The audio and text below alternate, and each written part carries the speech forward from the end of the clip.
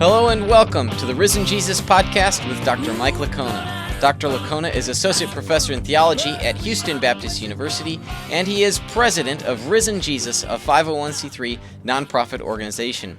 My name is Kurt Jaris, your host. On today's episode, we talk about one of the most certain facts of history. In fact, Dr. Bart Ehrman writes, one of the most certain facts of history is that Jesus was crucified on orders of the Roman prefect of Judea, Pontius Pilate. So this is the subject of Jesus' crucifixion is one in which the vast majority of New Testament scholars will say is the best attested fact of history, something to that liking. And yet there still are some people that do take issue with it. But to guide us through these waters is our guide, Dr. Mike Licona. Mike, great to see you again this week. How have you been? Good. It'll be fun talking about this topic today. Yes, this is when we think of even the bedrock facts, this one seems to be, if you had to put a priority number on them, if you had to do that, this is number one. Jesus died by crucifixion. Yeah, it's kind of a no-brainer. The evidence is really strong for this.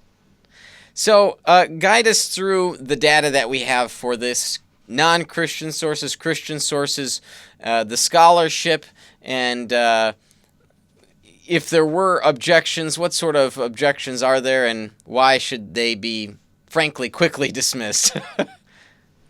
Yeah, well, let's look first of all at the data and to see what data is there that would suggest that Jesus actually did die by crucifixion in the first century.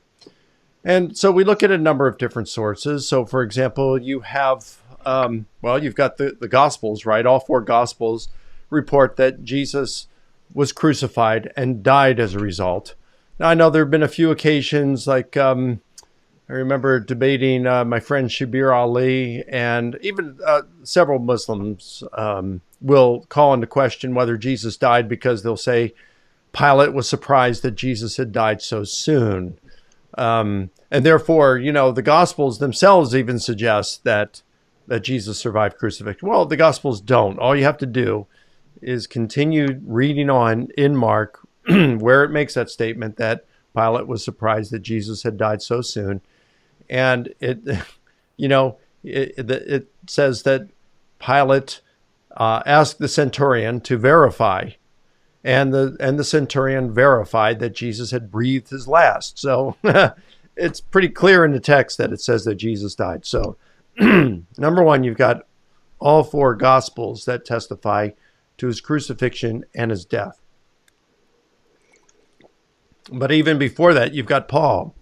And Paul, on several occasions throughout his letters, talks about Jesus' crucifixion, Jesus' death. And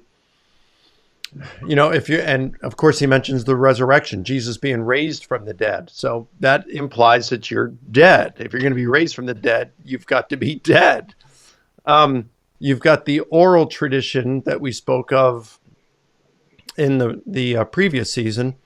The oral tradition in 1 Corinthians 15, verses 3 through 7, that talks about Jesus died, was buried, was raised, and he appeared.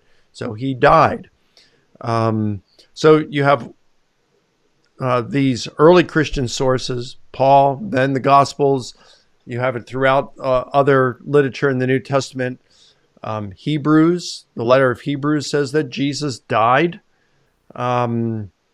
You name it, virtually all the New Testament literature talks about the death of Jesus. So that's another. You've got non-Christian sources like Josephus. And Josephus mentions Jesus' crucifixion on the orders of Pontius Pilate at the instigation of the Jewish leadership. And yeah, there are going to be some who question Josephus there, whether that was a Christian interpolation. But by far, the majority of specialists with Josephus do think that Josephus mentions Jesus' execution by crucifixion on the orders of Pontius Pilate at the instigation of the Jewish leadership. In fact, the late Louis Feldman, who was the leading Josephus scholar at the time, he wasn't a Christian, he was a Jewish scholar. And I asked him once, I think it was back in 2000 or 2001, where he thought Josephus specialists were on whether Josephus mentioned Jesus in that disputed text, Antiquities, Book 18, Section 63, because he had written a book earlier. I think it was Josephus, where Josephus scholars are on various topics. And it was between, I think, 1937 and 1989, something like that. So he was saying by far Josephus scholars do think Josephus mentions Jesus there, and a number of things like, he was a travel and itinerant preacher who got Jews and Gentiles to follow him, that he was a worker of astonishing deeds, that at the instigation of the Jewish leadership, Pilate crucified him, and that his disciples continue to follow him even to this very day. They're called Christians. So I asked him, and he said, well, Josephus specialists would say that Josephus actually mentions these items at least 3-1 in favor of Josephus saying these things, mentioning Jesus here. And he said, I wouldn't be surprised if it was as high as 5-1. So most Josephus scholars do think that Josephus mentions Jesus here, and his death would be certainly one of the biggest things that he would mention. So you also got Tacitus, one of the greatest Roman historians, who writes in the beginning of the 2nd century.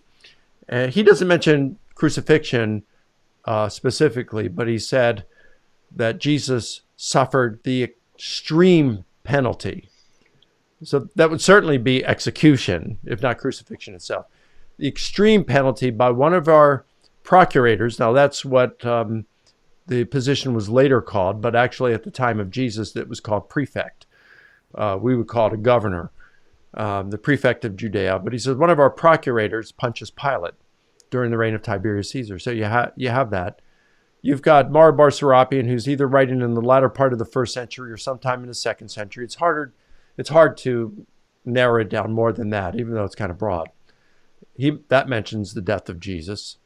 So you've got these, the Talmud mentions it, but the Talmud's late, and the Talmud's not known to be an accurate, attempting to report things accurately. So you've got a fair number of even non-Christian sources that mention Jesus' execution by the Romans. It's multiply attested. Yeah, let me ask you this. So this might be something that could be raised, that maybe these non-Christian sources used the Christian sources to denote that Jesus died or died by crucifixion. And doesn't that sort of take away from the value that non-Christian sources have for attesting to the historical affair? Yeah, if they made use of the Christian sources, it certainly would, take away from their value. But then we'd have to say, well, why were they using Christian sources? Especially Tacitus, he's kind of hostile toward the Christians. He refers to the Christian story narrative as an evil and mischievous superstition. So, he's not biased toward Christians. He's biased against them. And it's doubtful that he's going to be referring to Christian writings, using them as sources for his own Roman histories, his Annals of Rome. Josephus, he wasn't a Christian, but he doesn't seem sympathetic to the Christian view, but he doesn't appear hostile toward it also either. So, he's growing up in Jerusalem at the very time that the apostles are out proclaiming the resurrection of Jesus and the story about Jesus. So he's there geographically and chronologically when he would have heard the message. So, he could have heard it from the disciples. But remember, his dad is a popular priest in Jerusalem, and he probably would have been there at the time that Jesus was actually crucified and could have verified it. Certainly, Josephus, as a Pharisee and a priest, a priest within Judaism, he would have heard the stories from his own colleagues about the Jewish rabbi, false Messiah, false prophet Jesus in their eyes, and what had happened to him, that they had turned him over to Pilate, who had him crucified. So I don't think there's really any reason to think that Josephus and Tacitus, at least, are using the Christian. Oh, here's another one. Lucian, a Greek satirist and a historian, who's writing in the middle of the 2nd century. And in his book, The Passing of Peregrinus, he mentions Jesus' crucifixion in Palestine. And he was biased against the Christians. He mocked Christianity. So it's not like he's going to be reading the Gospels or Paul and getting his information from them. So although we can't rule it out, it does seem implausible.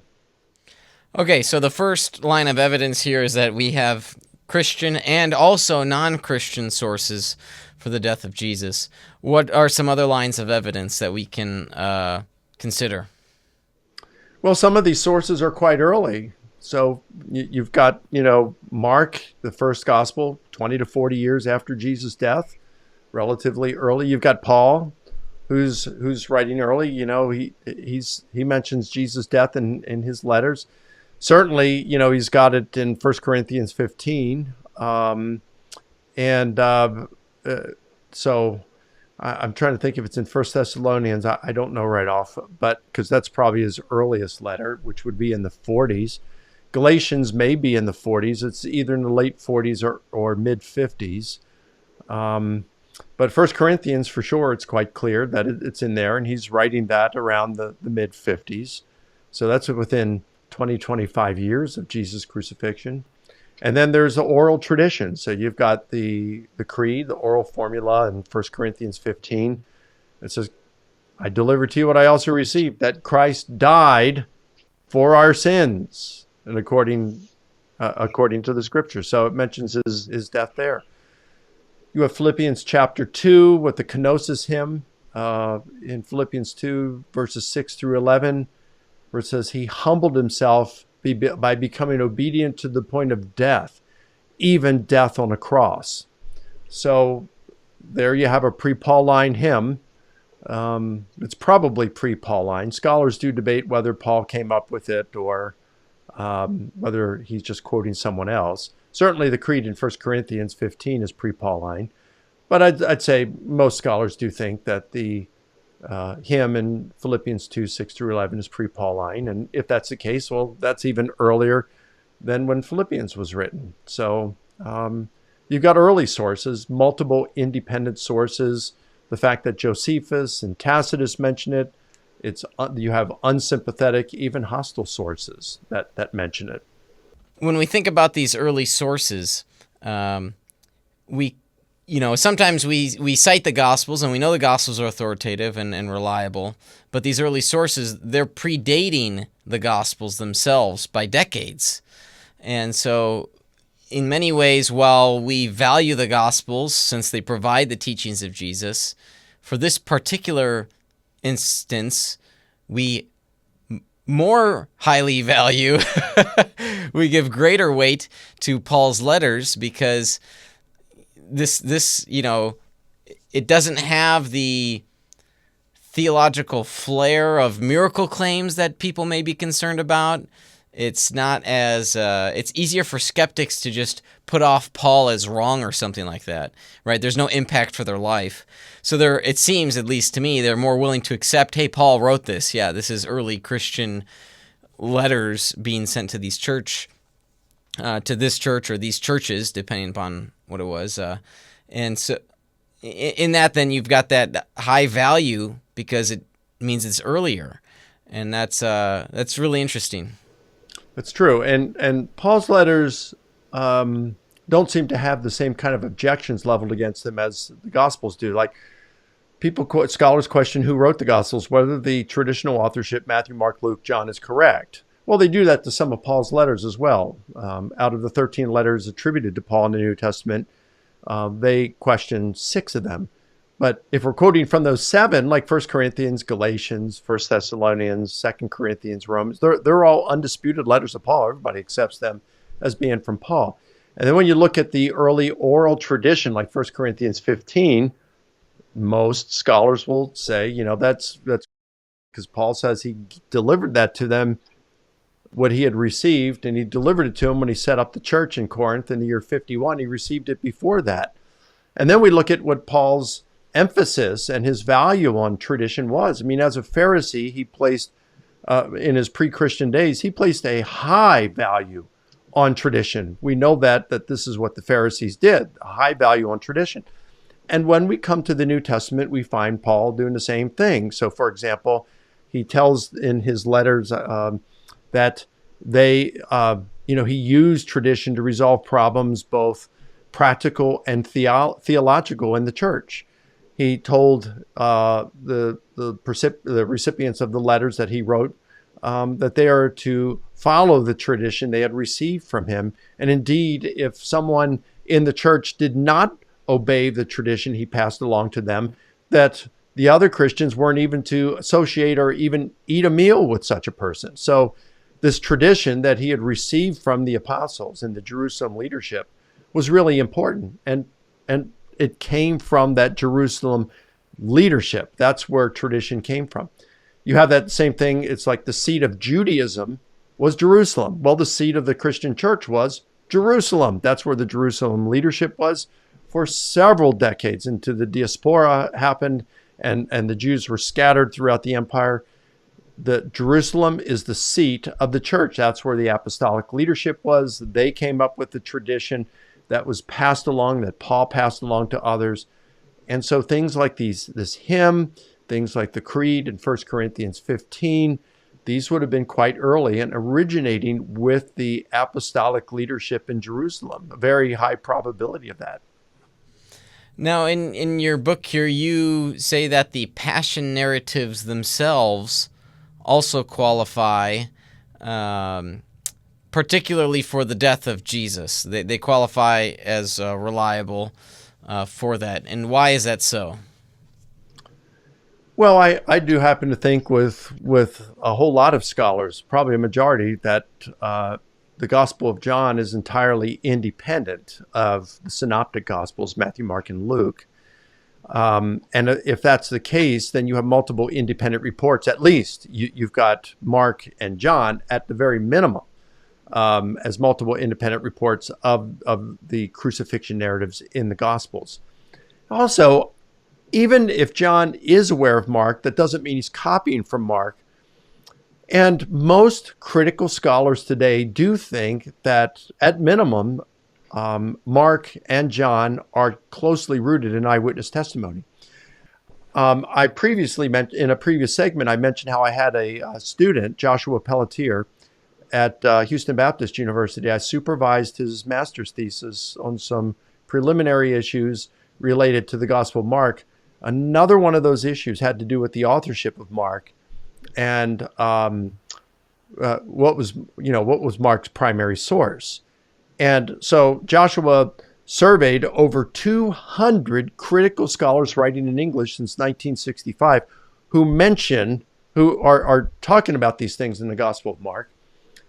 And the majority of them do embrace the traditional authorship of Mark, and that Mark's primary source was none other than the Apostle Peter. Now think about that for a moment. That's affirming the traditional authorship of the Gospels. Most critical scholars today affirm the traditional authorship. So when you have some skeptical scholars out there saying, we have no idea who wrote the Gospels, well, that's false. And they embrace traditional authorship of Mark because there's good reasons for doing so. And none of the objections to the contrary are really that effective. The most common being that Mark is anonymous. All the Gospels are anonymous. They don't have the title. Well, the same applies to virtually every other biography written in that period. The only one that's not anonymous in the proem or the title is Lucian's Passing of Peregrinus, and that's written in the middle of the 2nd century. Other than that, the nearly 100 biographies written about anybody during that period, 150 years on each side of Jesus, they're all anonymous. And the next one you find that's got a name attributed to it is the Life of Aelius in the Historia Augusta, written in the latter part of the 4th century. That's half a century after Nicaea. So that's how late that is. So it's like virtually all of them are anonymous, but they seem to know who the authorship was. So anyway, bottom line is that with the Gospel of Mark, there's good reason for thinking that Mark's primary source was Peter. And the majority of scholars today, critical scholars writing on John and the authorship of John, according to Craig Keener, in his massive commentary on John, and well-informed one, he says the majority of critical scholars today, although they reject the traditional authorship of John as being John, the son of Zebedee, they do think that the author used the eyewitness testimony of one of Jesus's disciples, perhaps John, the son of Zebedee, perhaps a minor disciple of Jesus.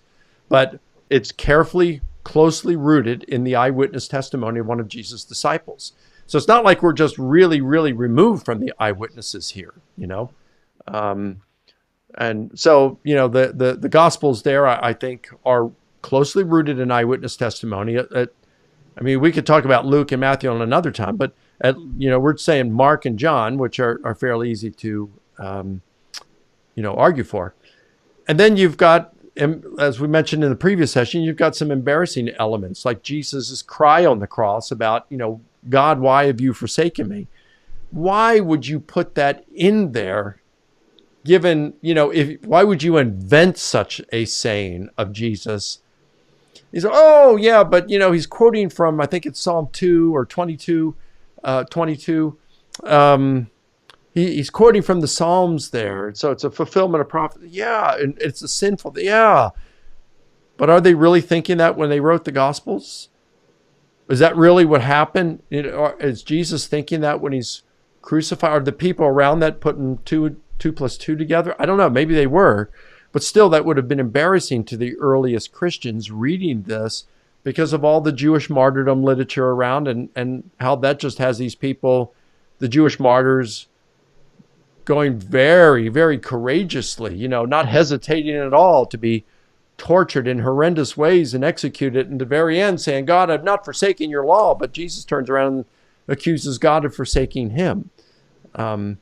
So I think there are a number of reasons to regard the Gospels as being reliable depictions of the crucifixion of Jesus. Yeah, it doesn't lend to the notion of a triumphal death like in the case with the Jewish martyrs. Yeah.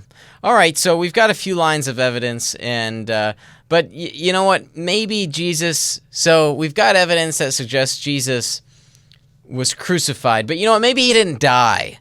Maybe he survived the crucifixion. That's, again, one of the common responses that Muslim apologists will raise, and due to some of what their texts say. But what's the probability that someone could survive crucifixion? Well, it's not very good. In fact, as I point out in the book, I point out that there's only one account of someone surviving crucifixion in antiquity, and that's an account by Josephus, who saw 3 of his friends crucified during the Jewish war. And he went to his friend, the Roman commander Titus, and asked as a favor for mercy for his 3 friends. And as a favor to Josephus, Titus had all 3 removed and provided the best medical care possible at that point. In spite of that, 2 of the 3 still died. So even if Jesus was removed prematurely and medically assisted, his chances of survival were quite low. But there is no evidence whatsoever, no reports, nothing, evidence that would suggest that Jesus was removed while alive, or that he was provided any medical care whatsoever, much less Rome's best. Now, if you're a blogger on the internet, you can propose anything you want, of course. And you'll probably get it fact-checked by, Facebook and Twitter and get it passed, as something credible. But historians look for data, and, without, given all the strong evidence we have for Jesus' crucifixion and his death that resulted, without any good evidence to the contrary, the historian at least must conclude that Jesus was crucified and that the process killed him. So you've got evidence that Jesus died by crucifixion, nothing to the contrary. All you can do is wildly speculate. Now, you do have one New Testament scholar who has engaged in such wild speculation. Her name's Barbara Tearing, way out there on the far left. And she proposes that aloe, and there was one other kind of herb that was used for Jesus once they put him in the tomb, and it healed him after being scourged and crucified, and that he later got married, came up, was healed, and married Mary Magdalene, and they went to another country and bore children. This is kind of stuff in the Da Vinci Code, but nothing that any real serious scholar accepts today. I think Terrian's the only one that really proposes that. I don't know of any other scholar who thinks in a relevant field that would think that Jesus survived his crucifixion. I think in my studies, I found 2 physicians that posted or published an article, a journal article in a medical publication suggesting that Jesus survived his crucifixion. But in the next issue, you had several physicians that just said they were out to lunch and refuted what they said on medical grounds. It's just these guys, it was a husband and wife team that proposed that Jesus had survived crucifixion, and it was just quickly refuted. Now, I will say that when I read Dale Allison's recent book on the resurrection, he mentions an account by Herodotus of someone who was crucified and then removed intentionally before death, and they were able to survive. So that would make a second account, but there's no details. I looked up that account. There's no details provided in that account, so we just can't say anything more about it. But when the Romans crucified, the tortures, brutal tortures that preceded, it's very unlikely that someone would survive. And again, there's just simply no evidence, not even a scrap of evidence to suggest that Jesus survived his crucifixion. Right. These survivors are few and far between, and we only hold to that when there's evidence to suggest that they survived. Otherwise, crucifixion was so common in the ancient world that, relatively speaking, we know that this was an absolute death sentence. That throwing a bunch of aloe on isn't going to fix it. Yeah, and if that worked, why aren't we using that kind of stuff in our hospitals today? So that's something. Now, I didn't answer the thing about Muslims saying that. They will say that Jesus survived his crucifixion because God caused him to. And that's something we could get into, but I've answered that in some short videos. They can, anybody who's interested can go to some video. Just type in Islamic Catch 22 on our YouTube channel, and we've got some stuff on that there. Very good. Well, thanks, Mike, for helping guide us through the data on the historical bedrock for the death of Jesus. It is the most certain fact of history, according to many non-Christian scholars. So that's certainly something that they're willing to grant. If you'd like to learn more about the work and ministry of Dr. Mike Licona, you can go to his website, risenjesus.com, and it's there you can find authentic answers to genuine questions on the reliability of the Gospels and the resurrection of Jesus. Loads of great resources there. If this podcast has been a blessing to you, would you consider supporting our work? Go to risenjesus.com/donate. This has been the Risen Jesus Podcast, a ministry of Dr. Mike Licona.